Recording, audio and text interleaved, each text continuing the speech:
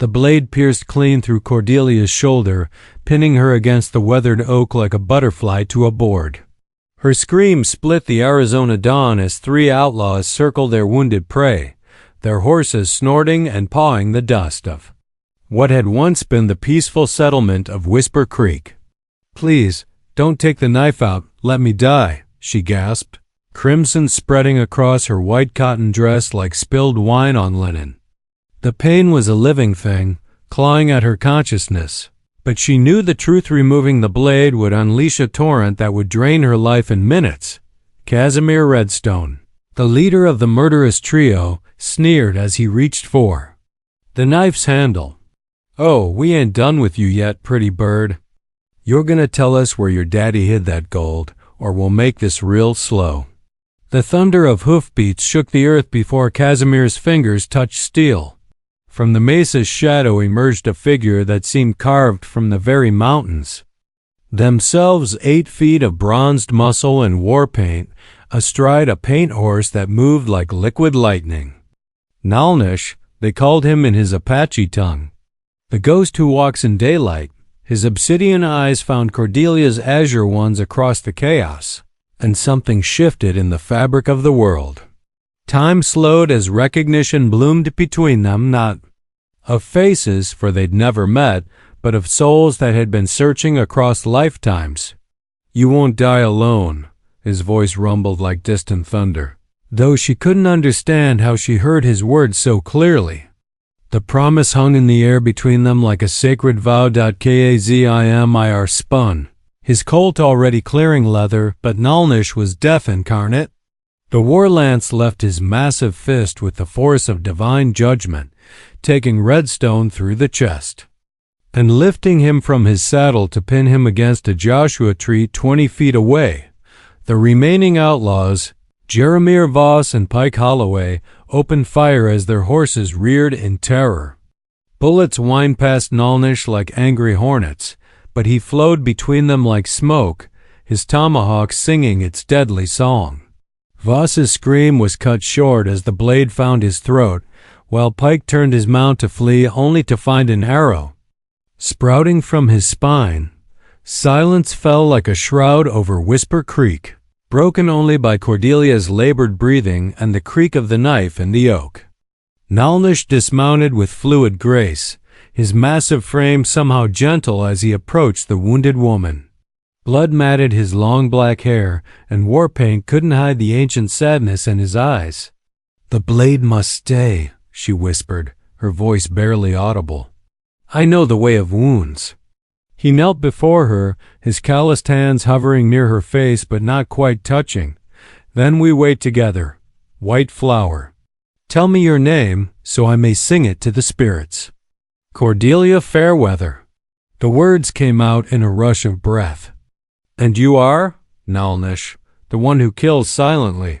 His English was accented but clear, learned from missionaries and traders. "But for you, I am simply the one who will not let you face the darkness alone." Around them, Whisper Creek lay in ruins, smoke still rising from burned cabins. But in this moment, with death's shadow stretching long across the desert floor, something beautiful and terrible was being born between a wounded settler's daughter and the Apache warrior who had sworn to stay beside her until the end. Hours passed like seasons as Nalnish tended to Cordelia with surprising gentleness, his warrior's hand steady as he cleaned the blood from around the wound. The knife remained lodged deep in her shoulder, its steel a deadly anchor that kept her pinned between life and death. "Your people will come looking," she managed between waves of pain. "You should go before they find you here with me." Nalnish's laugh was bitter as sage smoke. "My people cast me out 3 moons ago. I walk between worlds now, belonging to neither." Cordelia studied his face, seeing past the fearsome war paint to the man beneath. A jagged scar ran from his left temple to his jaw, and his eyes held the weight of terrible choices. "What did you do?" "I loved a white woman." The words fell like stones into still water. "Missionary's daughter named Constance Witherspoon. When her father discovered us, He demanded I be executed for defiling his child. My chief, fearing war with the cavalry, agreed to banish me instead. And the woman? Nalnish's jaw tightened. Dead by her own hand rather than live with the shame her people said I brought her. He rose abruptly, pacing like a caged wolf. I failed her, let her face death alone while I was hunting. Came back to find her hanging from the mission bell tower. Cordelia felt tears mixing with the dust on her cheeks. I'm sorry. The spirits mock me, he continued, his voice raw. Send me another white flower to protect, knowing I am cursed to lose what I love. Maybe, Cordelia whispered, or maybe. They're giving you another chance. The sun climbed higher, turning the desert into a furnace. Nalnish fashioned shade from his blanket and brought her water in cupped hands, his touch reverent as he helped her drink. Each gesture spoke of a tenderness that seemed impossible in one so fearsome. Tell me about your life before this, he said, settling beside her in the thin shade. Cordelia's voice grew stronger as she spoke of her father's ranch, of raising horses and reading books by lamplight. She spoke of her mother's death from fever, and her father's drinking, of taking over the ranch's business at 16 because no one else would. You are strong, Nalnish observed, stronger than you know. Strong enough to survive this? His obsidian gaze met hers. That depends on what you're willing to fight for. As afternoon shadows lengthened, riders appeared on the horizon, a cavalry patrol led by Captain Rutherford Blackthorne, Cordelia's distant cousin and the man her father had promised her hand to in marriage. Behind him rode a dozen soldiers, their sabers glinting in the harsh light. Cordelia. Blackthorne's voice cracked like a whip as he spurred his horse forward, taking in the scene with growing rage. Get away from her, you red devil! Nalnish rose slowly, placing himself between Cordelia and the approaching soldiers. His hand moved to his knife, but she caught his wrist with surprising strength. Please, she gasped, don't leave me. Not like he left her. The words hit him like physical blows. His shoulders sagged, and he knelt beside her once more, ignoring the soldiers who now surrounded them with drawn weapons. Corporal Davies, Blackthorne barked, put a bullet in that savage's brain. No, Cordelia's scream echoed across the desert. He saved my life. The Redstone gang did this, he killed them to protect me. Blackthorne's pale eyes flicked between the Apache and the woman he considered his property. Then we'll hang him. Properly after he tells us what he did to you. He did nothing but show me kindness. Cordelia's voice carried the authority of someone who had nothing left to lose. And if you harm him, Rutherford, I'll make sure every person in the territory knows what kind of man you really are. The threat hung in the desert air like heat shimmer. Blackthorne knew the stories she could tell of his drinking, his gambling debts, his cruelty to his men. In a territory where reputation meant everything, Cordelia Fairweather's words still carried weight. The knife stays where it is, the patrol surgeon, Dr. Mordecai Finch, declared after examining her wound. Moving her could kill her, and removing that blade certainly will. As night fell over the desert, an uneasy truce settled over the camp. Nalnish remained at Cordelia's side while soldiers kept their weapons trained on his back. And somewhere in the darkness, both their fates hung as precariously as the blade that pinned her to the tree. 3 days passed in a fevered dream of pain and whispered conversations. Dr. Finch had declared that moving Cordelia would mean certain death, so the cavalry patrol made camp around the old oak tree, their hostile eyes never leaving the Apache warrior who refused to abandon his vigil. Nalnish had not slept or eaten, his massive frame growing gaunt as he maintained his watch.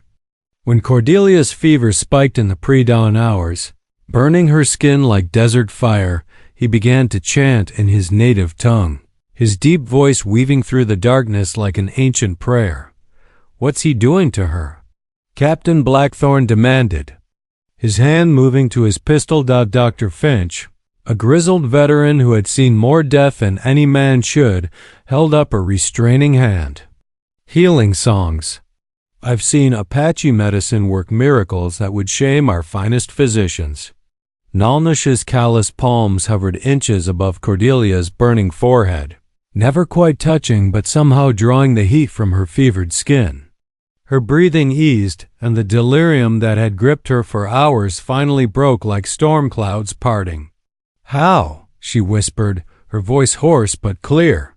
"My grandmother taught me the old ways before the cavalry took her to the reservation," Nalnish replied, exhaustion evident in every line of his body. "She said healing was a gift to be shared with all people, regardless of the color of their skin." Cordelia reached out with her uninjured arm, her fingers barely brushing his scarred hand. The touch sent lightning through both of them and several. Soldiers raised their rifles at the sight of white skin touching red. "Stand down," Dr. Finch barked. "I'll not have you shooting a man who's keeping my patient alive." But it was more than healing passing between them now. In the long hours of darkness, Cordelia and Nalnish had shared stories that laid their souls bare.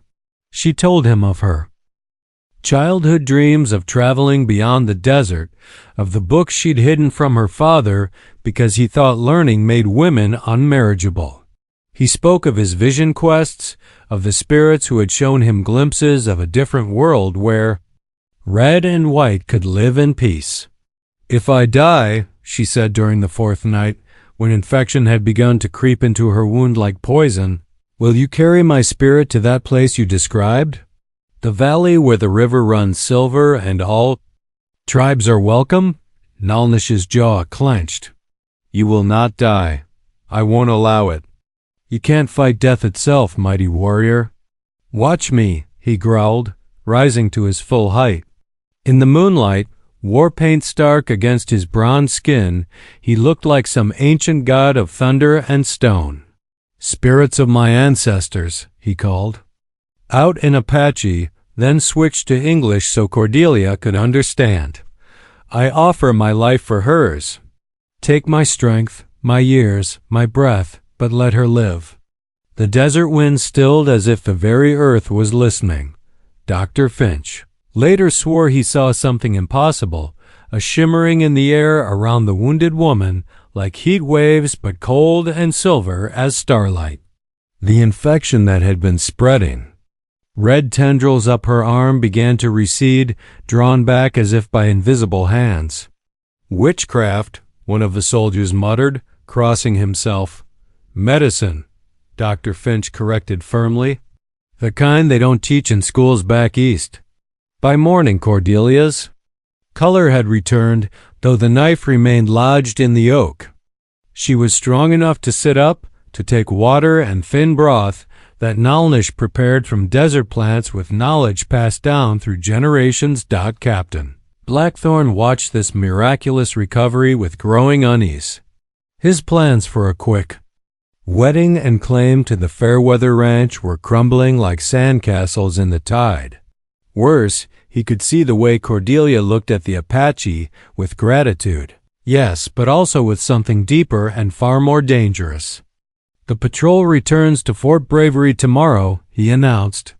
"The savage comes with us in chains." "On what charges?" Dr. Finch demanded. "Consorting with hostiles, practicing heathen magic, corrupting a white woman." Blackthorn's smile was cold as winter steel. "I'm sure a military tribunal will find him guilty of something worth hanging." Nalnish accepted this pronouncement with stoic calm, but Cordelia's eyes blazed with fury that would have made desert storms bow in respect. As the captain walked away, she began to plan with the desperate cunning of a woman who had finally found something worth fighting for. The night was far from over, and in the shadows beyond the firelight, salvation wore the face of an unlikely alliance between a frontier woman and the Apache spirits who had claimed her guardian as their own. Dawn brought betrayal wrapped in military brass and cold steel. As the soldiers prepared to break camp, Nalnish knelt beside Cordelia one final time, his obsidian eyes memorizing every detail of her face. "Promise me something," she whispered, her voice urgent despite her weakness. "Anything, White Flower. Promise me you'll find a way to live, not just live, for both of us." Before he could answer, rough hands seized his arms, dragging him away from the tree where she remained pinned like a broken bird. Iron shackles clicked around his wrists, the sound echoing across the desert like a death knell. "No!" Cordelia's scream tore from her throat, and she tried to rise, forgetting the blade that held her captive. Pain exploded through her shoulder, but she fought against it, her free hand reaching desperately toward her protector. "Rutherford, please, you can't do this." Captain Blackthorne mounted his horse with the satisfied air of a man solving two problems at once. "Justice will be served, cousin, and you'll thank me once this savage fever passes from your blood." The patrol formed up around their prisoner, who walked with the dignity of a king even in chains. But as they prepared to leave, Dr. Finch made his stand. "I'm staying with my patient," the old surgeon announced, his medical bag clutched in arthritic hands. "Moving her now would be murder, and I won't have that on my conscience. Your orders are to return with the patrol, Doctor." "My oath is to do no harm, Captain. That supersedes your authority in medical matters." Finch's weathered face was granite hard. "With resolve. Court-martial me if you must, but I won't abandon a woman who needs care." Two soldiers also stepped forward, Corporal Ezekiel Stone, a young man barely past his 20th year, and Private Tobias Crane, a grizzled veteran who had served on the frontier for 2 decades. "Begging your pardon, sir," Stone said, his voice shaking but determined, "but my mother raised me better than to leave a lady defenseless in the desert." Private Crane simply spat tobacco juice and checked his rifle. "Seen enough good people die senseless deaths. Won't be party to another." Blackthorn's face purpled with rage, but he was outnumbered and outmaneuvered. "You're all making a mistake that will haunt you to your graves." "Maybe so," Dr. Finch replied calmly, "but we'll sleep better knowing we did right by a fellow human being." As the main patrol disappeared into the heat shimmer, taking Nalnish toward an almost certain death sentence, those who remained behind set about the grim business of keeping Cordelia alive. But she had withdrawn into herself, her spirit seeming to follow the chained warrior across the desert wasteland. That night, as fever returned to claim her weakened body, she began to mutter in what sounded like Apache tongue impossible, since she had never learned the language. Dr. Finch could only watch in amazement as she spoke of vision quests in sacred mountains, of warriors dancing around fires that burned with all the colors of sunset. "She's sharing his dreams somehow," Corporal Stone whispered in awe. "Look at her hands." Indeed, Cordelia's fingers moved in patterns that seemed to trace ancient symbols in the air, and her breathing had synchronized with some distant rhythm that none of them could hear. Meanwhile, 50 miles to the east, Nalnish had begun to sing his death song as the patrol made camp for the night. The soldiers gave him a wide berth, unnerved by the haunting melody that seemed to call up spirits from the very stones. What they didn't know was that his chant was not preparing for death, but reaching across the miles to pour his remaining strength into the woman he loved. The spiritual connection between them had grown beyond anything either had imagined possible. When she weakened, he sent her his vitality. When he despaired, she shared her determination to survive. They were becoming something new, something that transcended the boundaries of race and culture that had tried to keep them apart. But such magic came at a terrible price. With each passing hour, Nalnish grew more translucent, his life force flowing across the desert to sustain Cordelia's flickering flame. The soldiers noticed his decline, whispering among themselves about Apache curses and unholy bargains with desert demons. "He's killing himself somehow," Sergeant Murphy observed, crossing himself nervously. Look at him, he's fading like morning mist." Indeed, the mighty warrior who had terrorized the frontier now seemed almost ghostly, his massive frame becoming increasingly insubstantial as he poured everything he was into keeping his beloved alive. Back at the oak tree, Dr. Finch watched in growing alarm as Cordelia's condition improved dramatically, even as his medical training told him she should be dying. The knife wound was healing with impossible speed, new flesh knitting around the steel blade as if her body was adapting to accept its presence. "It ain't natural," Private Crane muttered, but his tone held wonder rather than fear. "She's becoming something more than human." As the sun set on their fourth day apart, both Cordelia and Nulnish faced the same terrible truth. Their love was transforming them into something beyond mortal understanding, but the price might be higher than either was willing to pay. For, in trying to save each other, they risked losing themselves entirely. The change began at midnight on the seventh day, when Cordelia's screams shattered the desert silence like breaking glass. But these were not cries of pain. They were the sounds of something fundamental shifting in the fabric of reality itself. Dr. Finch rushed to her side, then stopped in wonder. The knife that had pinned her to the oak for a week was dissolving, its steel blade becoming liquid silver that flowed into her wound rather than out of it. Her shoulder blazed with ethereal light as metal became part of flesh, transforming her into something between human and spirit. "Sweet Mary, Mother of God," Corporal Stone whispered, falling to his knees. "She's becoming one of them, a creature of legend." 50 miles away, Nulnish felt the transformation echo through his own body. The iron shackles that had bound him cracked and fell away like shed skin as his physical form began to shift and flow. His captors watched in terror as the Apache warrior became something from their darkest nightmares, a being of shadow and starlight that could walk between worlds. "Shoot him!" Sergeant Murphy screamed, but bullets passed through Nulnish like he was made of moonbeams. He had become what his people called Chindi, a spirit walker who existed in the space between life and death. With a sound like thunder rolling across clear skies, Nulnish vanished from the cavalry camp, his consciousness racing across the desert toward the woman who had become his anchor to both worlds. He materialized beside the oak tree just as Cordelia's transformation reached its crescendo. Her azure eyes now held flecks of silver that moved like living mercury, and her auburn hair floated around her face as if she were underwater. The wound in her shoulder had become a star-shaped mark that pulsed with internal light.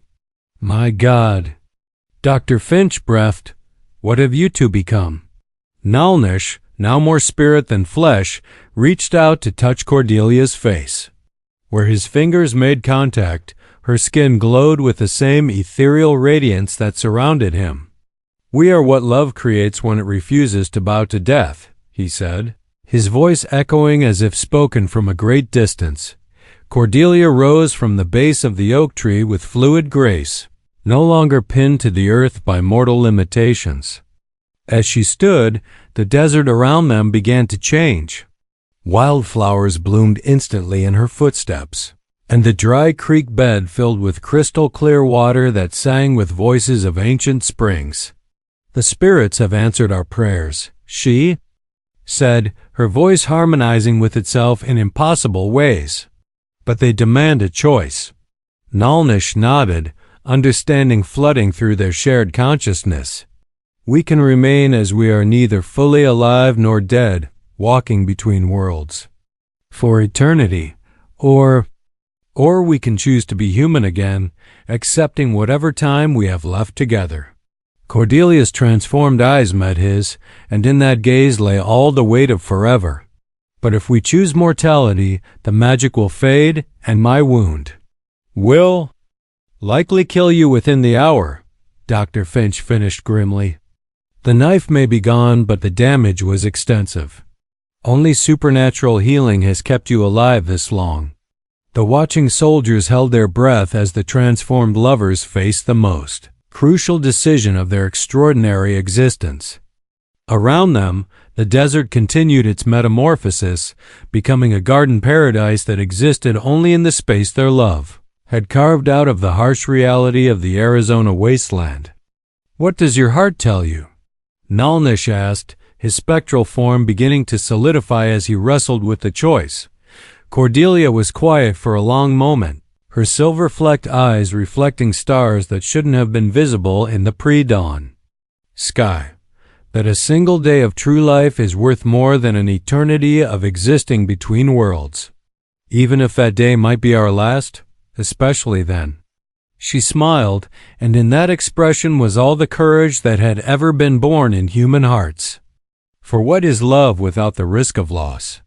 What is joy without the shadow of sorrow to give it meaning? Nalnish felt his spirit form begin to solidify as he made his choice. The ethereal glow around him flickered like a candle in wind, then stabilized into the warm radiance of living flesh. "Then we choose life, beloved. All of it, the pain and the wonder, the brief span and the brilliant flame." As their decision crystallized, the supernatural transformation began to reverse itself. The desert garden faded back to sun-baked earth and stubborn scrub. The magical spring dried to dust, and both lovers felt the full weight of mortality settling back onto their shoulders like a familiar but heavy cloak.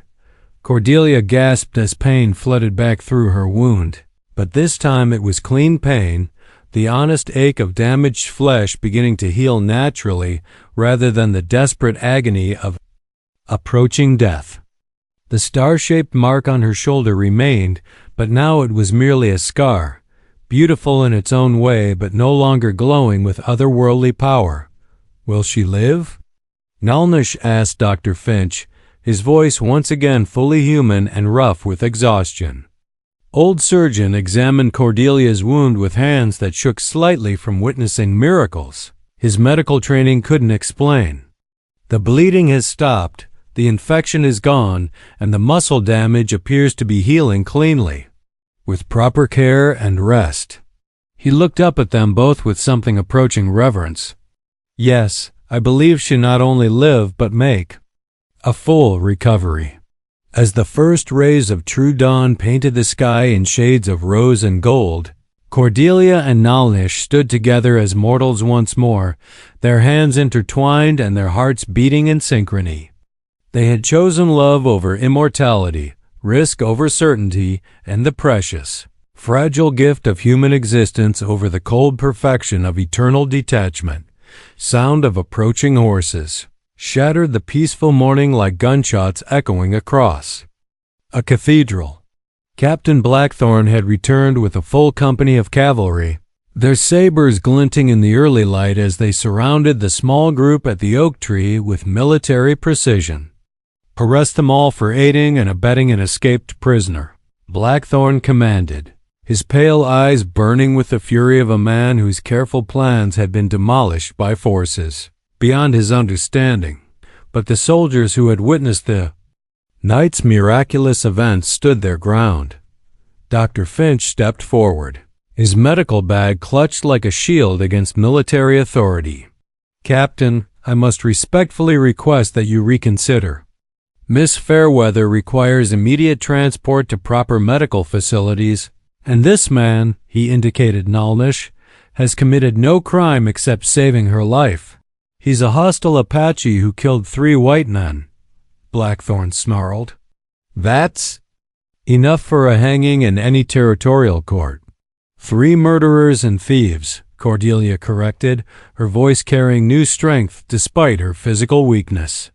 She stood with Nalnish's support, the silver-starred scar on her shoulder visible through her torn dress like a badge of honor. "The Redstone gang would have tortured and killed me if not for his intervention." Corporal Stone cleared his throat. Nervously, "Sir, if I may, we all witnessed something last night that defies explanation. These 2 people have been touched by powers beyond our understanding. Perhaps there's a higher authority at work here than military law." A murmur ran through the assembled troops. Word of the supernatural transformation had spread through the ranks like wildfire. and many of the hardened frontier soldiers now looked upon Cordelia and Nalnish with something approaching awe. Blackthorn's face darkened with rage. I don't care if they sprouted wings and flew to heaven itself. Military law is clear, and I'll see it enforced. Then you'll have to enforce it over my dead body, came a new voice from the edge of camp. All heads turned to see a figure approaching. On horseback, an elderly Apache woman, her silver hair braided with turquoise beads and her weathered face marked with the intricate tattoos of a tribal medicine woman. Behind her rode a small group of Apache warriors, their faces painted for ceremony rather than war. Grandmother Ayana, Nalnish breathed, recognition and wonder flooding his voice. How did you know? The old woman dismounted with surprising grace for her age, her dark eyes fixed on the young warrior who had been banished from her tribe. The spirits sang of your choice, grandson. They told of love that conquered death itself and of two hearts brave enough to choose mortality over eternity. She approached Cordelia with slow, measured steps, her gaze taking in the star-shaped scar and the lingering traces of otherworldly power that still clung to the young woman like morning mist. You are the white flower from the vision, Ayana, said in accented English, the one who would heal the wound between our peoples. I don't understand, Cordelia replied, though something deep in her newly awakened consciousness stirred at the old woman's words. 40 years ago, the spirits showed me a time when red and white would no longer spill each other's blood. They said it would begin with a love so pure it could transform even the desert into a garden of peace. Ayana's ancient hands hovered over Cordelia's scar, and for a moment the mark pulsed with gentle light. You and my grandson are the first seeds of that garden. Captain Blackthorn had heard enough. I don't care about your heathen prophecies, old woman. Stand aside, or I'll have you arrested along with the rest of these traitors.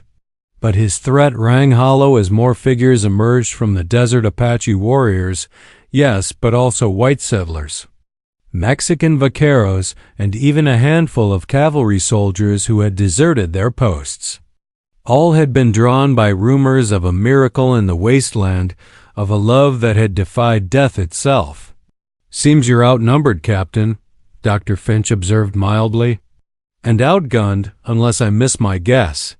Indeed, the new arrivals had positioned themselves strategically around Blackthorn's company, their weapons ready but not yet raised. The message was clear. No blood would be shed in this sacred place where love had conquered mortality itself. This is mutiny, Blackthorn hissed. I'll see you all court-martialed and shot. For what? Asked a familiar voice. Lieutenant Colonel Marcus Draven, Blackthorn's commanding officer, rode into the circle with an expression of barely contained fury. For witnessing a miracle?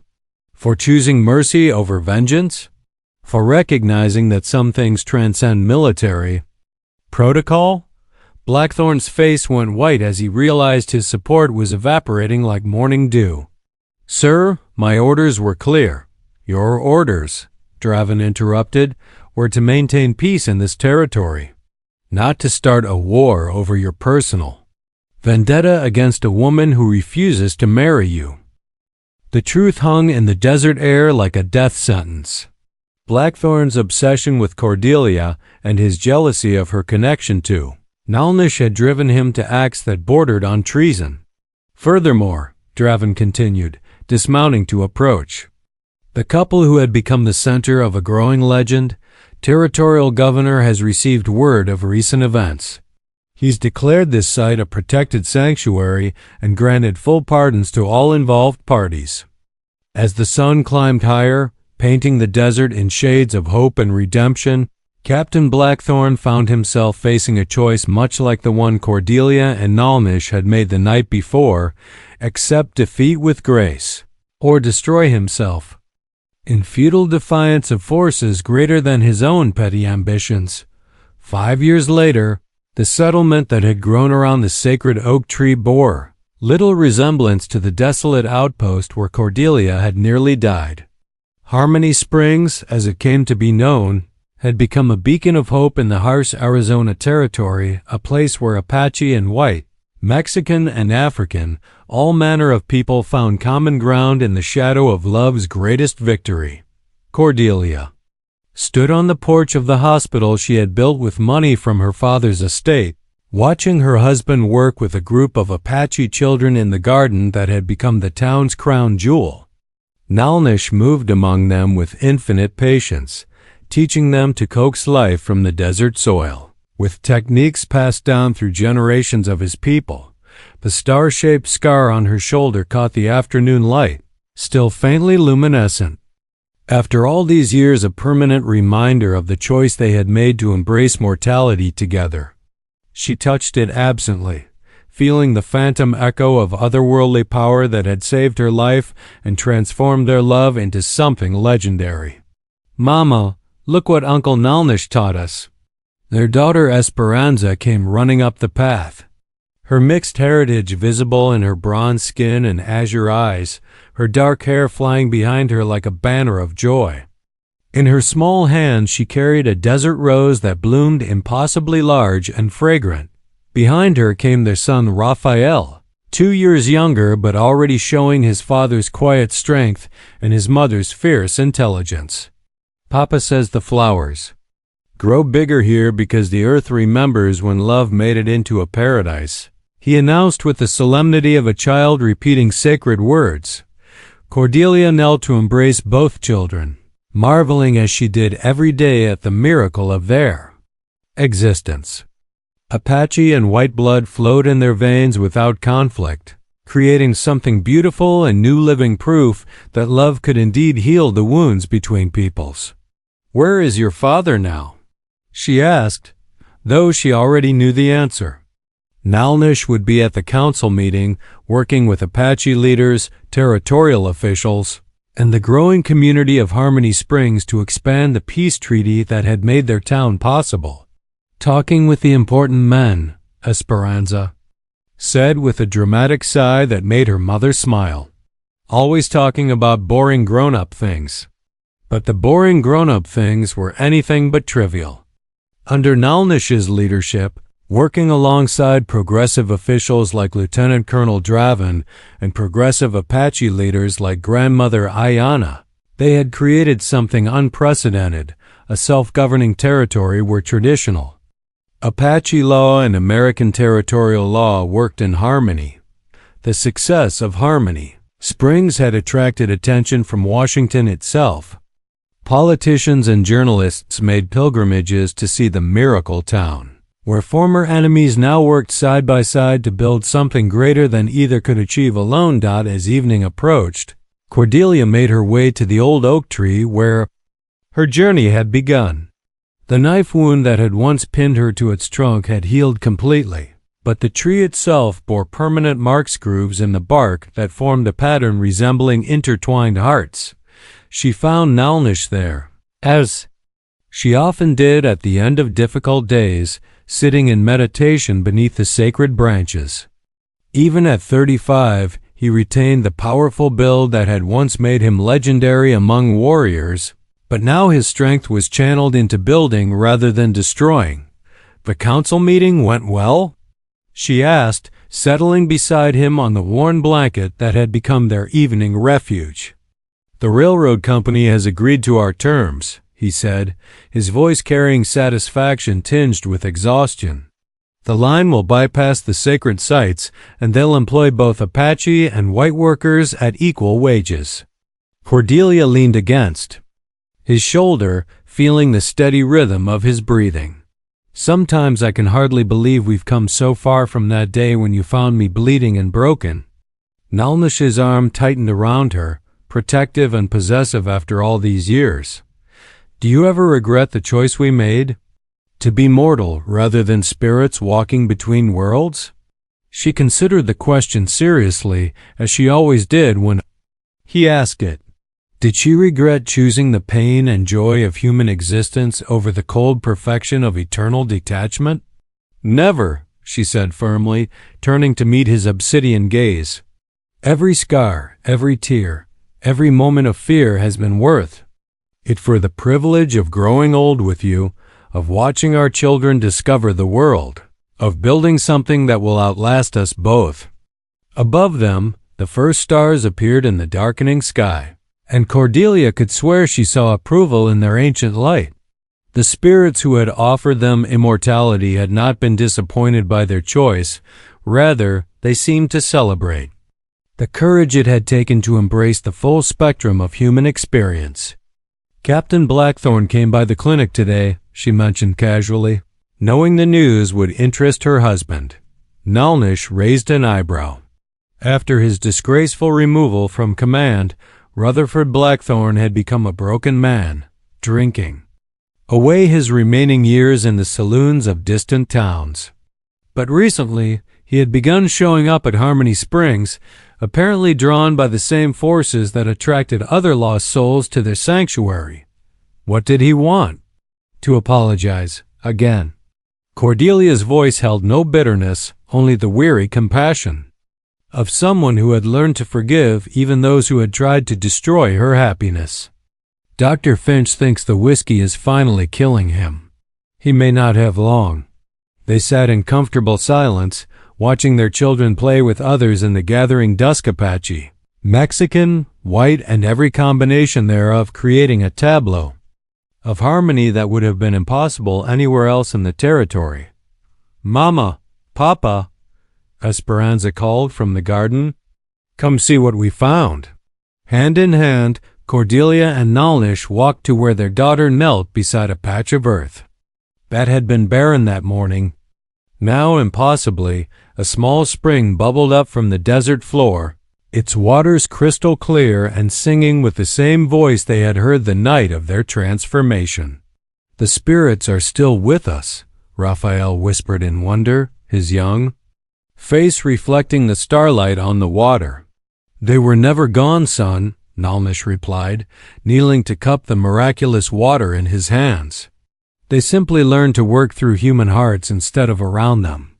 As the family gathered around the new spring, other townspeople began to arrive, Apache elders and white settlers, doctors and warriors, all drawn by the same sense of wonder that had first brought them together. In the growing circle of faces, illuminated by lantern light and starshine, the true victory of love over hatred became visible. This was their legacy, Cordelia realized. Not the supernatural powers they had briefly wielded, but the very human choice to build bridges instead of walls, to choose understanding over fear, to prove that love could indeed conquer all, not through magic, but through the patient daily work of building something better together. Years from now, when she and Nalnish were gone, their children would carry on this work. The spring would flow, the desert would bloom, and in the shade of the old oak tree where a knife had once pinned a woman between life and death, new lovers would make their own choices about what kind of world they wanted to leave behind. As the celebration continued around them, Cordelia felt Nalnish's hand squeeze hers with the same desperate tenderness he had shown that first day when death had seemed certain. But now there was no desperation, only gratitude for every precious moment they had been granted together. "You won't die alone," he had promised her in the shadow of death.